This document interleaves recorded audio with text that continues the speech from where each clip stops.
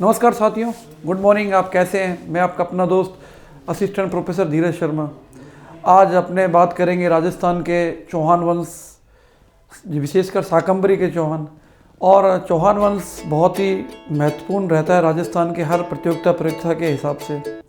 आप देखेंगे कि ये बहुत ही आसान टॉपिक है और आजकल जो प्रश्न उठते हैं थोड़े से बारीक उठते हैं। तो इस टॉपिक को जो हमने बनाने का प्रयास किया वह इस तरीके से किया है कि वह कम्पिटिटिव एग्ज़ाम्स में हर एक चीज़ को, विशेषकर चौहान वंश, जिससे राजस्थान में गोहिल, चौहान, राठौड़, इन वंशों से तकरीबन क्वेश्चन आने की संभावना रहती है। तो आज अपने बात करेंगे शाकंभरी के चौहान। शाकंभरी के चौहानों की उत्पत्ति के बारे में क्या क्या सिद्धांत है उसके बारे में तो हम बात कर चुके हैं, जो इससे पहले अपने ने वीडियो बनाया था। आज अपने बात करेंगे शाकंभरी यानी कि सांबर के चौहानों की, कि सांबर के चौहान जिस वंश से विग्रहराज तृतीय, विग्रहराज चतुर्थ, पृथ्वीराज प्रथम और राय पिथौरा, पृथ्वीराज तृतीय आदि संबंध रखते थे।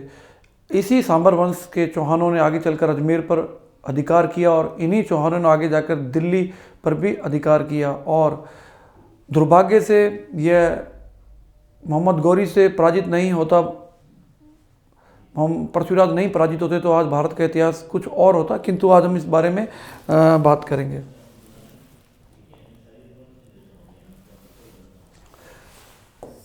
काफ़ी महत्वपूर्ण बिंदु है, ठीक है। बिजोलिया शिलालेख जो कि 1170 का है, बिजोलिया शिलालेख, और राजकोष, राजशेखर के जो प्रबंध कोश है, बिजोलिया के जो शिलालेख है और राजशेखर का जो प्रबंध कोश है, उन्होंने चौहानों का मूल स्थान कौन सा माना है? उन्होंने चौहानों का मूल स्थान सांबर या सपादलक्स माना है। और इसका संस्थापक कौन था? वासुदेव चौहान को माना है। यदि प्रश्न बन जाए कि किस शिलालेख ने या किस अभिलेख ने, तो उत्तर होगा बिजोलिया शिलालेख ने। यदि पुस्तक की बात करें तो पुस्तक होगी राजशेखर का प्रबंध कोश में से हमें ये पता चलता है कि चौहानों का मूल स्थान सांबर या सपादलक्स था, ठीक है। सपादलक्स क्यों कहा जाता है? 1.25 लाख गांव के होने के कारण, 1.25 लाख गांव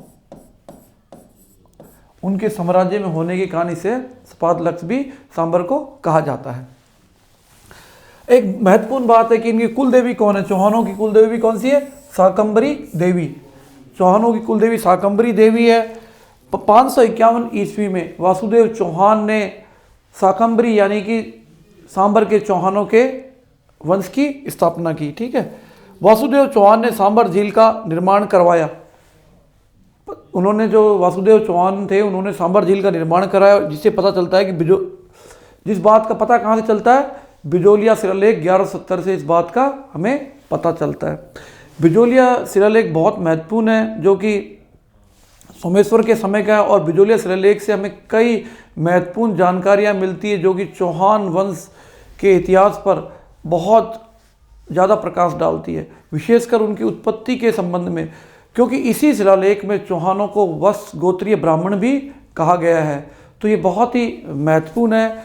आप जो मेरे टेलीग्राम चैनल है Dheeraj Sharma, history by Dheeraj Sharma assistant professor, तो उस पर मैं इसके बारे में काफ़ी तथ्य बारीकी से डालता रहता हूँ। यदि आपको और भी बारीकी से तथ्यों को देखना है और निःशुल्क टेस्टों को देना है तो आप मेरा टेलीग्राम चैनल भी ज्वाइन कर सकते हैं, ठीक है। बिजोलिया शिलालेख से ज्ञात होता है कि इस वंश का शासक 1817 ईस्वी में तक एक सामंत था। मतलब इस लेख से पता चलता है कि 1817 तक यह वंश स्वतंत्र नहीं था। जो ये वंश था, चौहान वंश था, यह सन 817 ईस्वी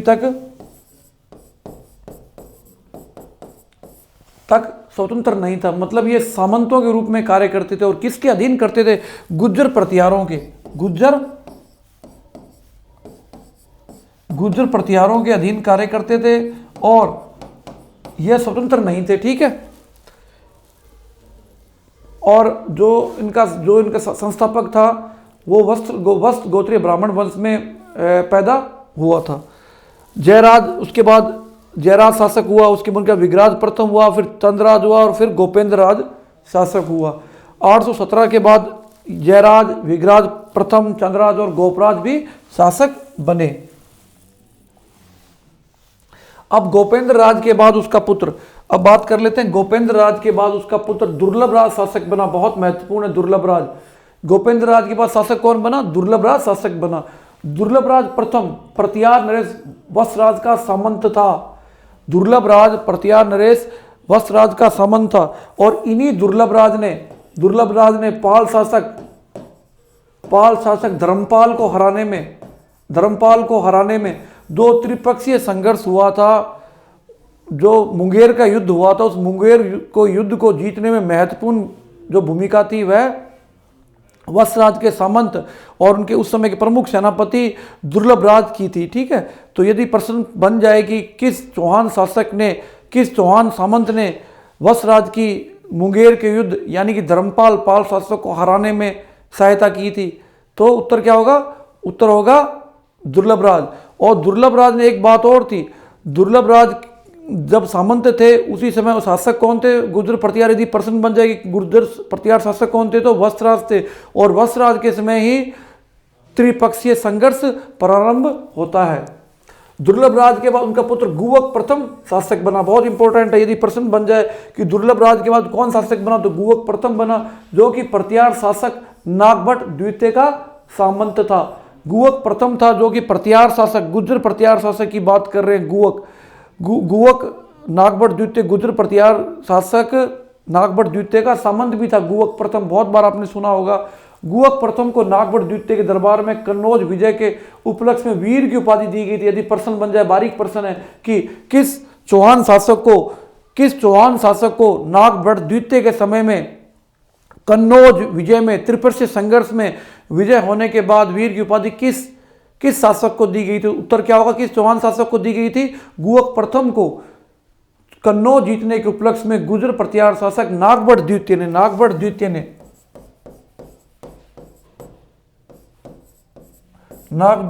ने वीर की उपाधि दी थी। किसको दी थी? गुवक को दी थी।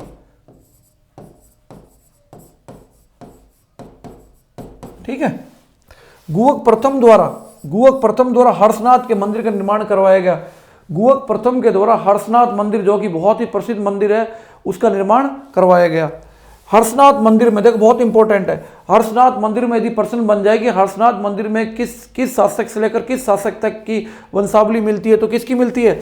वासुदेव चौहान से लेकर, देखो वासुदेव चौहान से लेकर सिंहराज तक की वंशावली मिलती है। उसके बाद चंद्रराज द्वितीय तथा गुवक द्वितीय शासक बने। ठीक है, गुवक द्वितीय ने अपनी शक्ति का विस्तार करने के लिए शासक जो गुर्जर प्रतिहार शासक थे भोजराज, उनसे अपनी बहन कलावती का विवाह किया। ठीक है, यदि पूछ ले किस चौहान शासक की बहन कलावती से किस गुर्जर प्रतिहार शासक ने विवाह किया, तो भोजराज ने विवाह किया। अब बात कर लेते हैं गुवक द्वितीय का उत्तराधिकारी। गुवक द्वितीय का उत्तराधिकारी उसका पुत्र चंद्रराज था। ठीक है, जो उसने दिल्ली के तोमर शासक को परास्त किया। गुवक द्वितीय का दो पुत्र था, वह चंद्रराज था, उसने दिल्ली के तोमर वंश के शासक को पराजित किया। चंद्रराज का उत्तराधिकारी वाकपतिराज प्रथम था। यदि प्रश्न बन जाएगी चंद्रराज का उत्तराधिकारी कौन था, तो वाकपतिराज प्रथम था। वाकपतिराज को परास्त कर वाकपतिराज ने उनको परास्त कर अपने कई भागों पर अपने साम्राज्य का विस्तार किया।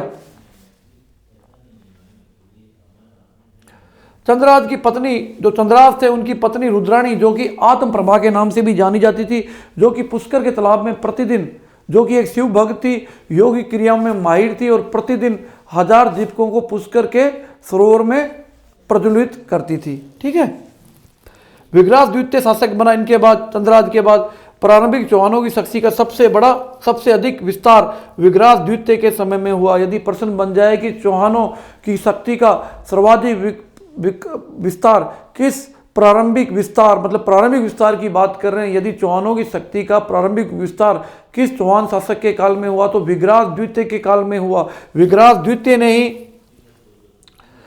ही चालुक्य शासक मूलराज प्रथम को पराजित किया। यदि प्रश्न बन जाए कि किस चौहान शासक ने चालुक्य शासक मूलराज प्रथम को पराजित किया, तो उत्तर क्या होगा? उत्तर होगा विग्राज द्वितीय। क्या होगा?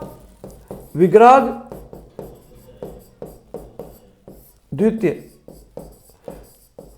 ठीक है साथियों, विग्राज द्वितीय ने भृगुकच में आशापुरी देवी का मंदिर बनाया। ये पेपर में आया असिस्टेंट प्रोफेसर में इस बार, जो हमने दिया था उस समय।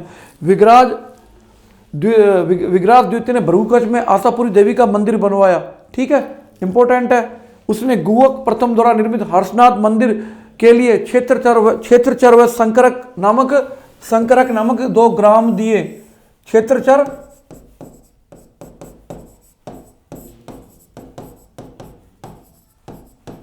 नामक 2 गांव भी दान दिए। ठीक है, गोविंद तृतीय ने पृथ्वीराज विजय के अनुसार वैरी घट की उपाधि धारण की। यदि पूछ ले कि पृथ्वीराज विजय के अनुसार, पृथ्वीराज विजय के लेखक जैनक थे। यदि प्रश्न बन जाए कि किसके अनुसार कि चौहान शासक गोविंद तृतीय ने वैरी घट की उपाधि धारण की थी, तो उत्तर क्या होगा? जैनक के ग्रंथ पृथ्वीराज विजय के अनुसार वैरी घट की उपाधि गोविंद तृतीय ने धारण की थी। फरिश्ता ने गोविंद तृतीय को गजनी के शासन को मारवाड़ में आगे बढ़ने से रोकने वाला कहा है। फरिश्ता ने अपनी पुस्तक में लिखा है कि यदि गोविंद तृतीय ने होता तो गजनी के जो मुस्लिम शासक थे वह मारवाड़ तक बढ़ इस क्षेत्र पर अधिकार कर लेते। मारवाड़ के क्षेत्र में गजनी के शासकों का विस्तार रोकने में महत्वपूर्ण योगदान चौहान शासक गोविंद तृतीय ने दिया। वाकपति राज द्वितीय के काल में उसके पुत्र लक्ष्मण चौहान की नाडोल शाखा प्रारंभ हुई। वाकपति राज द्वितीय के काल में उसके पुत्र लक्ष्मण चौहान की नाडोल शाखा, यदि पूछ ले नाडोल शाखा जो कि चौहानों की एक शाखा थी, उसका प्रारंभ किस शासक के शासनकाल में हुआ? तो और किसने किया? तो लक्ष्मण सिंह के काल में, लक्ष्मण सिंह चौहान के काल में, या लक्ष्मण चौहान के काल में। और शासक कौन था?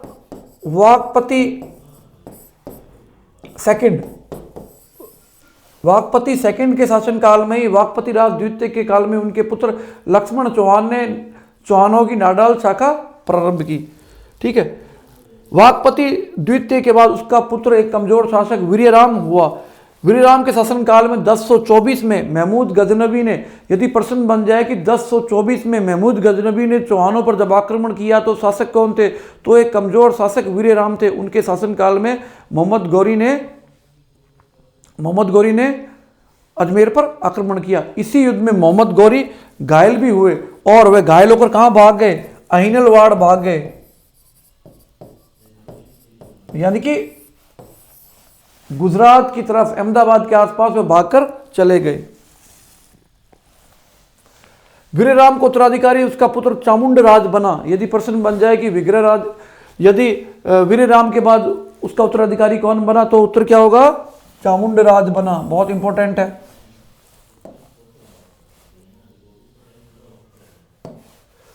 चामुंडराज ने फिर से सांबर राज्य प्राप्त किया। चामुंडराज ने सांबर राज्य को फिर से प्राप्त किया, जो उनके हाथ से निकल गया था उसे वापस प्राप्त किया चामुंडराज ने। ठीक है, यदि प्रश्न बन जाए किस शासक ने, जिस प्रकार जब कमजोर शासक हुए थे उन कमजोर शासकों के समय में चामुंडराज से पहले जो कमजोर शासक हुए उनके हाथों से जब चौहान का जो प्रमुख उत्पत्ति का क्षेत्र है सांबर, जब उनके हाथ से निकल गया तो सांबर को दोबारा प्राप्त करने के लिए किसने महत्वपूर्ण कार्य किया? चामुंडराज ने किया। उसने सांबर को पुनः प्राप्त किया। चामुंडराज के बाद दुर्लभराज तृतीय शासक बना। दुर्लभराज तृतीय के बाद उसका भाई विग्रहराज तृतीय शासक बना। इस विग्रहराज तृतीय को ही बीसल के नाम से जाना जाता है। बीसल। ठीक है, बीसल के नाम से यदि प्रश्न बन जाए कि किस शासक को बीसल के नाम से जाना जाता है, तो विग्रहराज तृतीय को जाना जाता है। विग्रहराज तृतीय का उत्तराधिकारी, ठीक है, 1105 ईस्वी में पृथ्वीराज प्रथम बना। पृथ्वीराज प्रथम ने 700 चालुक्यों को मौत के घाट उतारा। ठीक है, यदि प्रश्न बन जाए किस चौहान शासक ने 700 चालुक्यों को मौत के घाट उतारा, तो किसने उतारा? पृथ्वीराज प्रथम ने 700 चालुक्यों को मौत के घाट उतारा, जिन्होंने पुष्कर के ब्राह्मणों को लूटने का प्रयास किया था। ठीक है। पृथ्वीराज प्रथम ने तीर्थयात्रियों के लिए सुविधा के लिए सोमनाथ मंदिर में एक अन्न सेक स्थापित करवाया। जो ये पृथ्वीराज प्रथम थे, इन्होंने सोमनाथ के तीर्थयात्रियों के लिए, जो तीर्थयात्री जो सोमनाथ की यात्रा पर जाते थे, उनकी सुविधा के लिए एक अन्न सेक का निर्माण कराया। यदि प्रश्न आ जाए तो इसका उत्तर क्या होगा? पृथ्वीराज प्रथम होगा।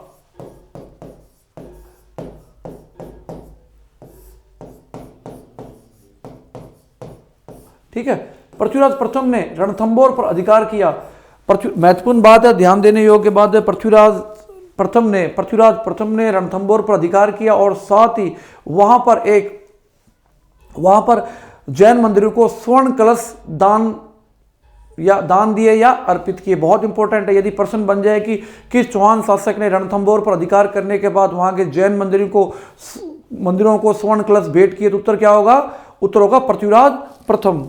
पृथ्वीराज के बाद उसका उत्तराधिकारी अधिराज शासक बना। तो साथियों, उम्मीद करता हूं कि आज का वीडियो आपको पसंद आया होगा। आप निरंतर मेहनत करते रहें, मेहनत का कोई तोड़ नहीं होता, और उम्मीद करता हूं कि आप मेहनत करते रहेंगे और आने वाले जितने भी एग्जाम से, चाहे आपका सीटी का एग्ज़ाम है या रीट का पेपर है या आने वाली असिस्टेंट प्रोफेसर की भर्ती है, उस पर आप विशेष फोकस्ड हो जाएंगे। देखो, मैं हमेशा बोलता हूँ तैयारी के 2 काल होते हैं। अभी रीट का तो युद्ध काल चल रहा है, सीईटी का युद्ध काल चल रहा है, किंतु असिस्टेंट प्रोफेसर और आने वाली बजट में एक भर्ती स्कूल लेक्चरर की या केवीएस की, इतिहास विषय की, वह शांति काल को बिल्कुल न खोए। जो साथी शांति काल यानी कि विज्ञप्ति से पहले के समय को खो देते हैं, उनके चयन की संभावनाएं निसंदेह बहुत गौण हो जाती है, बहुत कम रह जाती है। तो साथियों, मेहनत करते जाएं, और मेहनत करने से क्या होगा, जब आपके विज्ञप्ति आ जाएगी तो आप भीड़ से अलग दिखाई देंगे। उम्मीद करता हूं कि आपको वीडियो पसंद आया होगा। बस पूरी ऊर्जा के साथ आप लगे रहे और निसंदेह आप बिल्कुल सही दिशा में चल रहे होंगे, मेहनत कर रहे होंगे। और बड़ी बड़ी बातें करने से कुछ नहीं होता। एक साधारण व्यक्ति भी, एक औसत व्यक्ति भी कंपटीशन को क्रैक कर सकता है। इस बात को जान ले, मान ले, क्योंकि यहाँ पे मैंने देखा है कई बहुत इंटेलिजेंट कुशाग्र बुद्धि भी कंपटीशन में नहीं पास हो पाते। इसका कारण यह है कि वे निरंतरता को नहीं बनाए रखते, यानी कि कंटिन्यूटी का पालन नहीं करते। जो भी कितना भी विद्वान व्यक्ति हो, यदि वह निरंतरता का या अभ्यास पर जोर नहीं देगा तो वह इस कंपटीशन को नहीं निकाल पाएगा। तो आप निरंतर मेहनत करते जाइए, अपने पर विश्वास रखें, निसंदेह आप अच्छा करेंगे, ऐसा मेरा मानना है। जय हिंद। एक और वीडियो के साथ जल्दी ही फिर मिलेंगे।